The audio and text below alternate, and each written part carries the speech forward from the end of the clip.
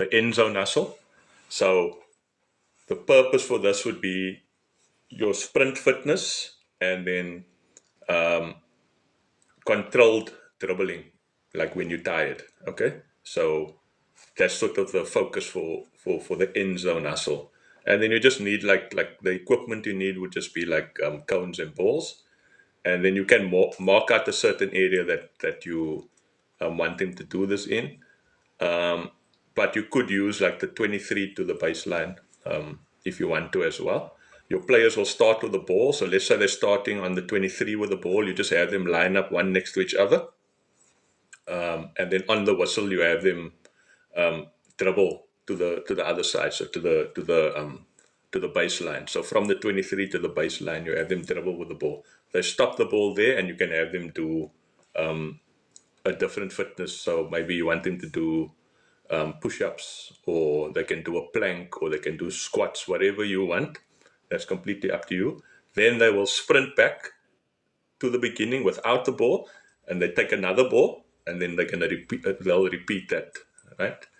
You can continue like for 60 seconds, give them a little bit of a rest, and then do it maybe 3 times. Things you can encourage to them is like their heads up. They must have nice soft hands on the hockey stick, and like that recovery runs must be like they're putting. It's like the last minute, and this opposition team is going towards our goal. So drill 2 would be the gauntlet.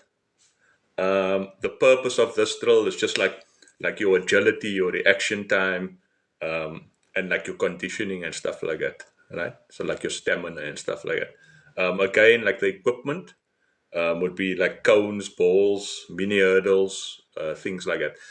Just have the player dribble, zigzag through the cones or through the course at least, right? As fast as they can. So I put fast there because again, you're trying to train your brain, eh? As much as the body, you're training your brain. So if you think about it that way, if you're going to train slow, you're probably going to play slow, right? On game day. Think about that, okay?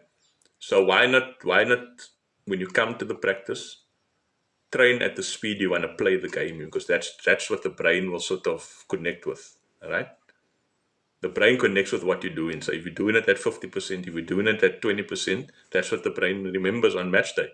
But if you're always training at 100%, the brain remembers it, and that's the sort of mentality that you're going to go into the game with. Okay, so just keep that in mind. So players dribble through the course, like a zigzag course, and then at the end they can pass to a partner or something like that. So a partner who's maybe 5 meters away. They will move forward then to receive the pass. All right, so they sprint forward, because remember, this is still fitness. Sprint forward to receive the pass, return the pass, and they take maybe like a slap shot or something like that on another target. Right. Plan your session according to what you want to do. Right. So don't just have like 10 different things that has, it has no consistency to what you're actually trying to get out of your players. Maybe you got a game against Balgham on Saturday, and you're trying to think, okay, so how do we combat that team? So plan your drills accordingly, right? You can have those simple basic drills where the focus is just on the drill, right? Maybe as your preseason, right? But in season, try and plan your stuff according to what you want to get out of that week. Even if you're not sure about the team that you're playing and how they play, you can still sort of plan your stuff accordingly. Drill 3 would be the bulldozer. So the purpose here is like strength, your shielding control, and then interval power. And then again, you just need balls and cones, and you can set up your grid accordingly to how you want to. So you just pair players 1v1, okay, and there's just a ball between the pair. The attacker just works on keeping possession inside the square, whatever your setup is. The attacker works on keeping possession. They work on using shielding and dribbling inside the square. Okay, so they just need to work on controlling the ball.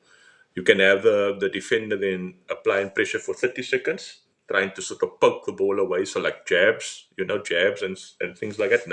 No block tackles, no stick tackles. Just have them jab, and then just rotate them after 30 seconds. So then the defender becomes the attacker becomes the defender. So that's a nice one. This is also where they're going to feel it. They're going to get like super tired because you can make this a high intensity drill. Where you say, I want it to go for 30 seconds and I want it to push for 30 seconds. It's the last 30 seconds of a game. Okay, they'll be able to do it for 30 seconds. Okay. Chaos and control. Purpose here is like decision making, multi-ball awareness, and like cardio overload. So, you're going to feel it, right? Lots the equipment is just a lot of balls and then cones, and then your setup again is like, think of like a 20 by 20 meter area, and then a small central chaos zone. You have each player like taking turns running into the chaos zone, grabbing a ball, and then dribbling out to a safety zone. Okay, so like you can have cones like 5 meters outside that sort of danger zone. Okay. Once the ball is like placed, they need to sprint back and go again until all the balls are clear. So can be like a timed sort of drill. You can again make it a competition between teams. Something like that. If you don't want just one player going all the time, because then again you're having players standing around, which you don't want. So just keep that in mind. They can like do different things. You can say maybe they must pull back the ball. Different skills, maybe just use reverse dribble, maybe just use one hand. So if you're doing it with younger ones, you can add these little skills that they get used to the hockey stick and the ball and stuff like that. So it can get messy, all right, because it's super tiring, all right. But the players will need to think, they need to move, they need to adjust, control the speed that they're doing things at. So it's a nice little exercise to work on your fitness with the ball.